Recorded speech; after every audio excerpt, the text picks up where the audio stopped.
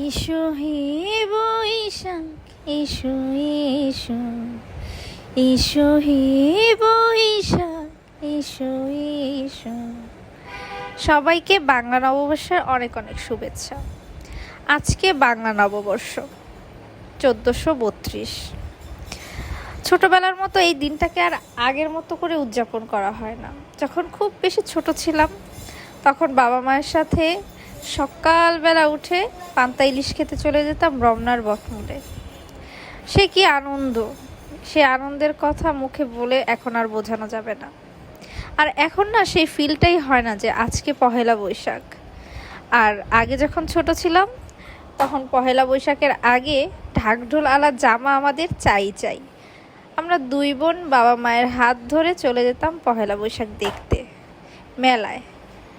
আমার আব্বু আমার আম্মুর শাড়ির সাথে আমাদের দুই বোনের হাতে গিট্টি দিয়ে দিত, যাতে আমরা মেলায় ভিড়ের মাঝে হারিয়ে না যাই।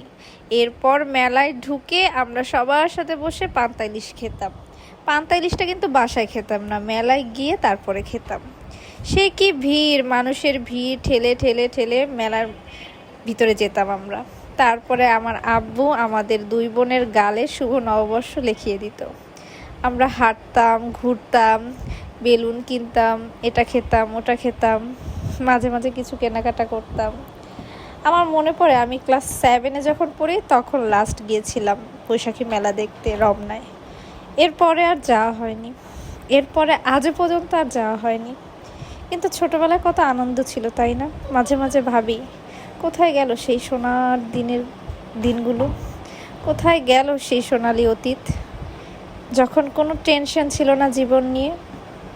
কত আনন্দ করতাম আমরা, তাই না?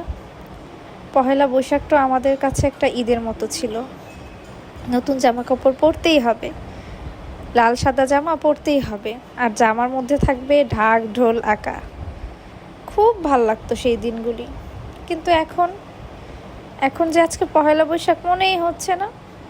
পহেলা বৈশাখের ভাত খেলাম আমরা, ইলিশ ভাত আর পান্তা, মাত্র দুপুরবেলা। আর তখনকার একটা সময় ছিল, সকাল 6টা বাজে উঠে যেতাম, গোসল করে নিতাম, নতুন জামা পরে নিতাম, একদম 10টা-11টার মধ্যে আমরা একদম রমনায় চলে যেতাম। কিন্তু এখন আর সেগুলো হয় না, যেতেও ইচ্ছে করে না। ছুটির দিনগুলোতে বাসায় থাকতে ইচ্ছা করে। জীবন কতটা বদলে গেছে, তাই না? জীবনের মতো চলছে ঠিকই, আনন্দ নেই, হাসি নেই, ঠাট্টা নেই।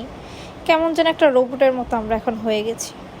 আমরা আমাদের শৈশবটাকে অনেক আনন্দ করে কাটিয়েছি, আমাদের বাচ্চারা সেটাও পাচ্ছে না। এখন আর বাইরে বেরোতেই ইচ্ছে করে না। দিনগুলো কেমন যেন সাদা কালো হয়ে যাচ্ছে। তাও সবার ভালো কাটুক পহেলা বৈশাখ। ধন্যবাদ।